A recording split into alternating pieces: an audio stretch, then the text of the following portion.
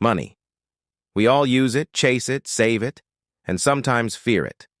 But what if I told you that your relationship with money has less to do with spreadsheets and more to do with psychology? In just 10 minutes, we're breaking down the psychology of money, how your brain, behavior, and beliefs shape your financial future. Let's go. When we think about financial success, we imagine complex formulas, stock market timing, or earning six figures. But here's the truth. Being good with money isn't about how smart you are. It's about how you behave.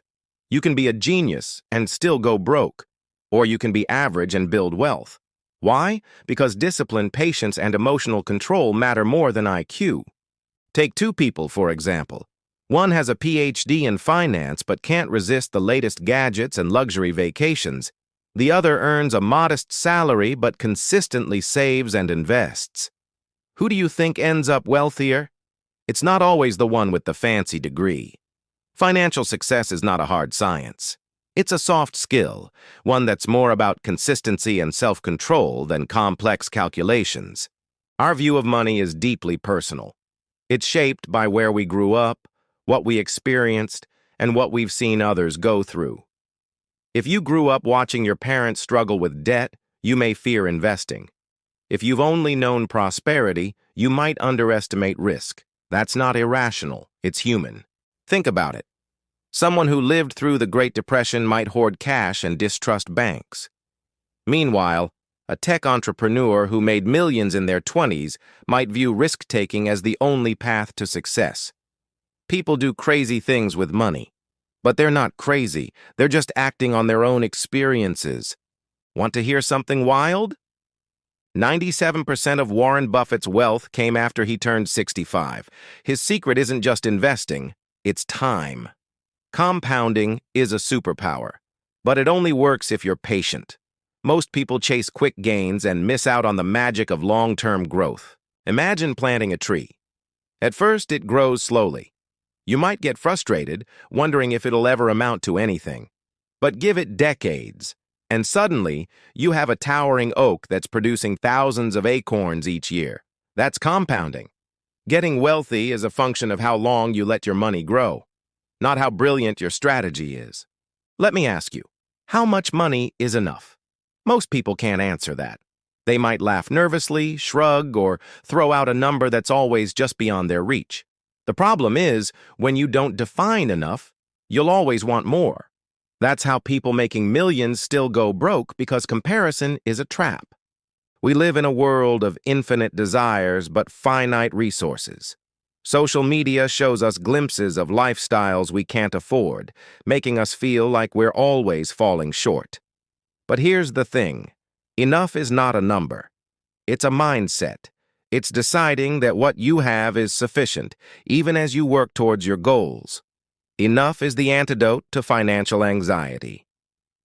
Ever see someone driving a flashy car and think, wow, they must be rich? Well, not so fast. We often confuse spending with wealth, but real wealth is invisible. It's savings, investments, and options. It's the money you don't spend. That guy in the luxury SUV? He might be drowning in debt. Meanwhile, your neighbor with the 10-year-old sedan could be sitting on $1 million portfolio. Being rich is spending money. Being wealthy is not needing to. It's having the freedom to make choices, to weather storms, and to pursue what truly matters to you. Bill Gates became rich partly because he was smart, but also he went to one of the only high schools in the world with a computer. Success is never 100% skill. Luck and risk play a bigger role than we admit.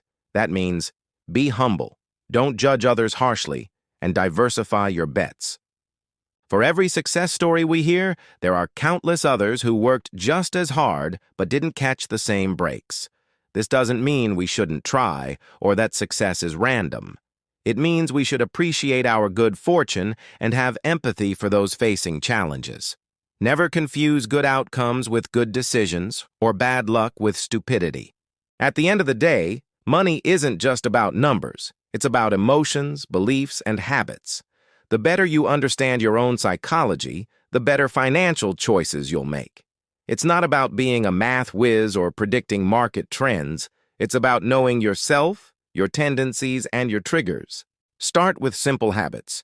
Save consistently, even if it's just a small amount. Define your enough. What does financial security look like for you? Think long-term, resisting the urge for instant gratification. And most of all, know that being good with money isn't about being perfect, it's about being self-aware. Imagine a person who budgets calmly, not seeing it as a restriction, but as a tool for freedom. They invest regularly, understanding that small, consistent actions compound over time. They turn off the news when it gets too noisy, knowing that daily market fluctuations don't matter in the long run. And instead of chasing status symbols, they spend time with family and on experiences that truly bring joy. This person isn't a financial guru or a millionaire, though they might become one. They're someone who understands the psychology of money. They know that wealth isn't just about what you earn, it's about how you think, how you behave, and the choices you make every day.